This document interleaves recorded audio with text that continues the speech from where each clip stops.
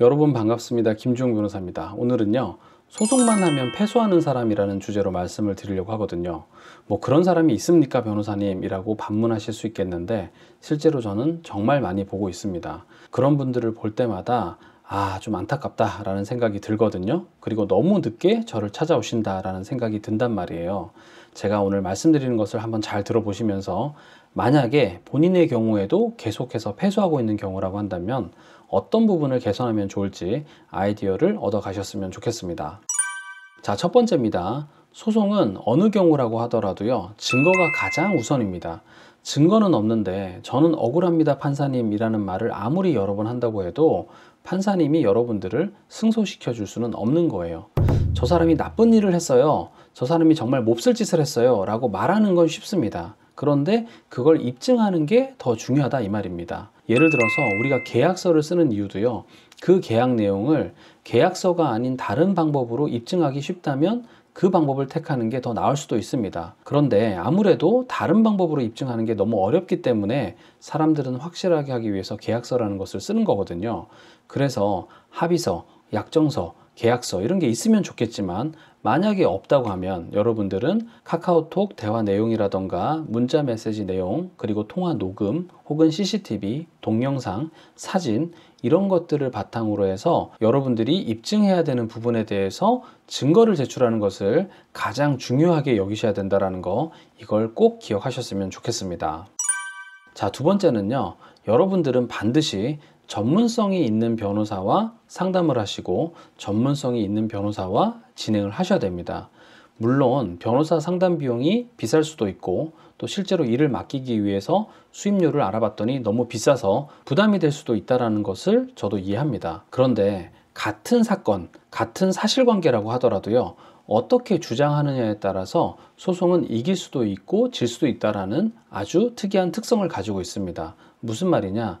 여러분들과 상대방 사이에서 어떤 약정을 했다면 그 약정금을 청구하는 것으로 정리를 하시면 됩니다. 그런데 그런 약정이 없다고 한다면 불법행위에 기한 손해배상 책임은 가능한지 알아보셔야 되는 것이고요. 그것도 안 된다면 부당이득 반환으로 청구하면 될지, 이런 것들을 순차적으로 다 확인을 해 보셔야 되는 거거든요. 실제로 제가 상담을 하다 보면 어떤 경우를 많이 보냐면요, 민형사를 한 번에 한 변호사님께 맡긴 거예요. 그런데 형사 고소를 했는데 상대방이 무혐의가 나온 겁니다. 그런데 그 변호사님은 민사도 해주기로 약정을 했으니까 당연히 불법행위에 기한 손해배상 청구도 했겠죠. 그런데 이런 경우에는 아시다시피 형사에서 무혐의가 이미 나왔기 때문에 민사에서 매우 잘 주장하지 않는 이상은 민사도 패소를 하게 된단 말이에요. 그래서 이런 경우에는 고의 불법행위에 기한 손해배상 청구를 하면 그 청구가 기각될 것이 너무 뻔하기 때문에 과실에 의한 방조로 주장을 한다던가, 혹은 다른 약정사실이 있다면 약정사실을 입증한다던가, 아니면 부당이득 반환으로 청구를 한다던가 해서 나의 청구의 원인을요, 가급적 다양하게 그리고 논리적으로 치밀하게 가다듬는 게 필요한 겁니다. 이런 작업을 할 때는 개인이 하기에는 아무래도 힘들겠죠. 그래서 여러분들에게는 전문적인 능력을 갖춘 변호사의 조력이 필요한 겁니다. 그래서 비용만 생각하기 때문에 나는 무조건 저렴한 변호사를 찾을 거야, 이렇게 접근하지 마시고요. 여러분의 소송을 가장 잘 해결해 줄 수 있을 것 같다 라는 분을 만날 때까지 다양하게 상담도 해보시고, 그분의 전략도 꼼꼼하게 들어보시고 체크해 보시는 그런 일들을 먼저 선행하셨으면 좋겠습니다. 자, 세 번째는요, 소송이나 이런 법적인 일을 진행하려고 할 때 너무 늦게 하시지 않았으면 좋겠어요. 아시겠지만 법에는요, 소멸시효라는 것도 있고요, 제척기간이라는 것도 있어요. 저와 깊이 있는 상담을 다 하신 후에 지금 제가 경제적인 상황이 너무 안 좋으니까 돈이 좀 생기면 그때 이거 진행해도 될까요? 라고 물어보시거든요. 그런데 법은 아주 오랜 기간 동안 그냥 무작정 기다려주지 않는 거예요. 소멸시효가 지나면 청구를 해봤자 그냥 기각이 되는 거거든요. 예를 들어서 보험금 청구권 소멸시효가 3년이거든요. 그런데 보험사의 직원이 별 문제 없다는 듯이 안내를 한다고 해서 상대방이 나중에 그 말에 책임을 지는 게 아니란 말입니다. 소멸시효를 도과하지 않고 제 시간 내에 소송을 제기할 책임은 나한테 있는 거잖아요. 산업재해 같은 경우에도 회사가 원만하게 협의를 할 것 같은 생각이 들어서 가만히 기다려줬는데, 그게 3년, 5년 지나고 나면 소멸시효가 도과되어서 더 이상 소송을 할 수 없게 되는 거거든요. 그러니까 여러분들은 소송을 이왕 하기로 마음 먹었다면요, 증거들이 사라지기 전에 가급적 빠른 시일 내에 소송을 제기하실 것을 저는 추천드리고 싶은 겁니다.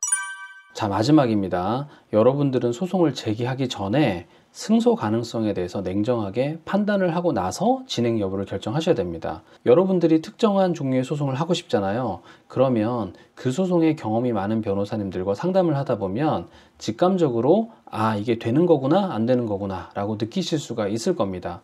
만약에 그 부분을 명확하게 얘기하지 않으면 그 변호사님은 솔직하지 않은 변호사님이에요.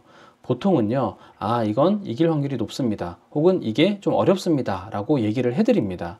명확하게 이길 확률이 높은 사건들은 분명히 존재한단 말입니다. 법상 이러이러한 보상을 해주도록 되어 있는 경우인데 그런 사건이 터졌어요. 그러면 손쉽게 소송을 하면 이길 수 있는 거죠. 그리고 유사한 하급심 판결에서 어떤 식의 판례들이 형성되어 있는지는 리서치를 조금만 해보면 알 수 있단 말입니다. 그래서 내가 유리하구나, 이건 충분히 가능성이 있구나 라고 확신이 들 때 그때 소송을 진행하실 것을 저는 추천하고 싶고요. 그렇지 않고 유사한 케이스에서 패소하는 확률이 더 높다라고 나오는데도 불구하고 무리하게 큰 돈을 들여서 그리고 나의 정신력을 소모해 가면서 막대한 시간과 에너지를 투입하지는 않으셨으면 좋겠다라는 게 저의 추천입니다. 결국 소송은요, 여러분의 감정만으로 할 수 있는 게 아닙니다. 여러분의 돈도 투입되어야 되고 여러분의 시간도 투입되어야 되고 여러분의 열심, 열정, 집중력 이런 것들이 다 투입되어야 되는 기나긴 싸움이란 말입니다. 그런 모든 것들을 투입하시기 전에 신중하게 꼭 선택을 해보시고요. 어떠한 경우라 하더라도 내가 이 소송을 해야겠다 싶으실 때는 아까 제가 말씀드렸듯이 돈을 아끼지 마시고 전문성을 갖춘 변호사, 그런 분들과 함께 진행하시기를 저는 추천드리고 싶은 겁니다.